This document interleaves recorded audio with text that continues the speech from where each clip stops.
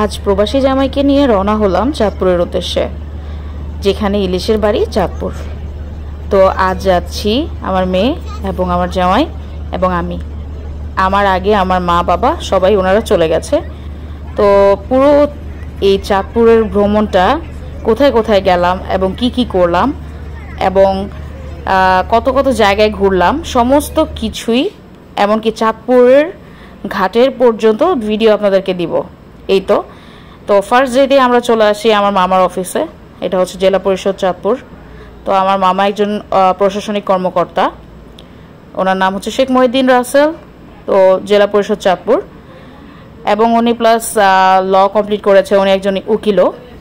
তো আমার মামার অফিসে আসলাম, মামার সাথে দেখা করলাম। তো মেইনলি উঠবই হচ্ছে মামার বাসায়। মামা দাওয়াত করেছে এবং অনেকবার ফোন করে বলেছে ওনার বাসায় আসার জন্য, যে আমাকে নিয়ে ফার্স্ট টাইম আমার বাসায় ওঠা। তো মামার ইনভাইটেশনেই আমাদের আসা। মামার অবস্থান বললে, মামা আসলে খুবই ব্যস্ত মানুষ এবং তার আসলে টোটালি সময় নেই। তার মাঝেও তিনি আমাদের অনেক সুন্দর দেখভাল করেছেন এবং অনেক আপ্যায়ন করেছেন, আলহামদুলিল্লাহ। তো এরপরে সন্ধ্যায় নেমে পড়লাম হচ্ছে আমার নানু বাড়িতে।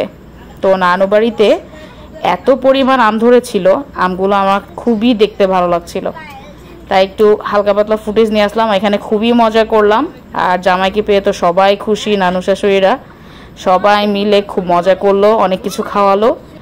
দেন আবার নেক্সট ডেতে গেলাম হচ্ছে আপনার হরিণাঘাটে, যে ঘাটে আমাদের সবচেয়ে মজার ইলিশগুলো পাওয়া যায়।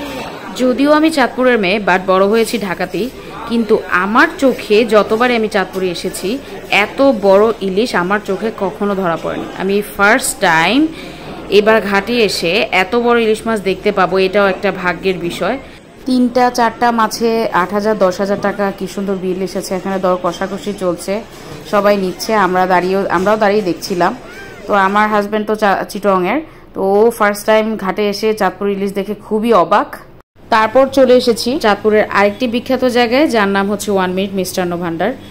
তো আমরা আসলে এখান থেকে মিষ্টিটা পাইনি, কারণ এখানে মিষ্টিটা একেবারে সকাল ভোর 6টা থেকে 8টার মধ্যেই নাকি এদের সব মিষ্টিগুলো বেচা কিনা হয়ে যায়। তো আমরা আমাদের জন্য যেই খাবারগুলো নিয়েছি, তো এখান থেকে মিষ্টি নিতে পারিনি। তো আমরা মৌসুমি সুইটসটাও খুবই নাম করা একটা মিষ্টির দোকান, যেখানে চাঁদপুরের এটা খুবই বিখ্যাত, সেখান থেকে মিষ্টি নিলাম, তারপর ফ্রুটস নিলাম, অনেক কিছুই নিয়ে গেলাম যতটুকু পেয়েছি। আর এইটা তো জাস্ট আমার হাজব্যান্ডকে ফার্স্ট টাইম একটু টেস্ট করানোর জন্য এই আইসক্রিমটা এই টাইমে পাওয়া যায়, এবং আইসক্রিমটা সব সারাদিনই পাবেন, আর হচ্ছে রসমালাইটাও সারাদিন পাওয়া যায়।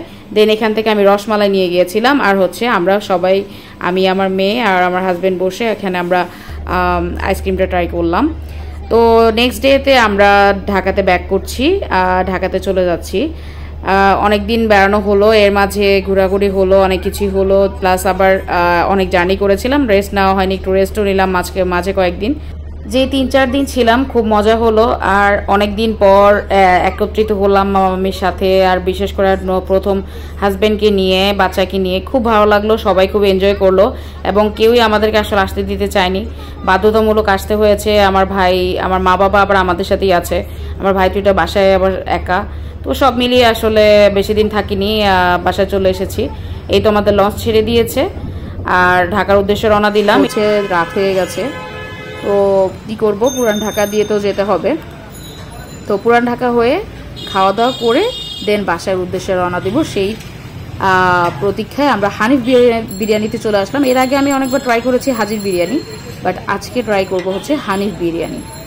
হানিফ বিরিয়ানির অনেক নাম শুনেছি, এবং অনেক শুনেছি যে এটা খুবই বিখ্যাত, এবং মানে যেটা দেখলাম যে হাজির বিরিয়ানিতে যত না মানুষ, তার থেকে বেশি মানুষ এবং বেশি কোলাহল দেখা যাচ্ছে হানিফ বিরিয়ানিতে। যারা এখানে লাইনের পর লাইন ধরে দাঁড়িয়ে আছে, বাট বসার জায়গা পাচ্ছে না। আসলে বলতে গেলে এক কথায় অসাধারণ ছিল এই বিরিয়ানিটা। ভাতের তুলনায় মাংসের পরিমাণ অনেক বেশি ছিল, প্রাইসটা একটু বেশি ছিল, বাট খাবারটা খেয়ে আসলে কি বলবো, এক কথায় বলতে পারি চমৎকার। মানে হানিফ বিরিয়ানিটা এতটা মজা হবে, হাজি বিরিয়ানিকে ফেল করে ফেলছে। তো এখানে মানুষ বসার মতো জায়গা ছিল না, আমরা অনেকক্ষণ বসে থেকে 1 ঘন্টার মতো অপেক্ষা করে দেন আমরা বিরিয়ানির দেখা পেলাম। দেন আবার চলে আসলাম, ভাবলাম যে যেহেতু পুরান ঢাকায় এসেছি পেট চুক্তি করেই যাই।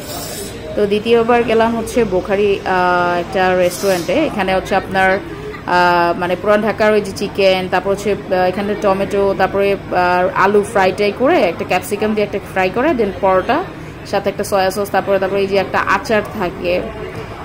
রেস্টুরেন্টের নাম হচ্ছে বোখারি রেস্তোরাঁ।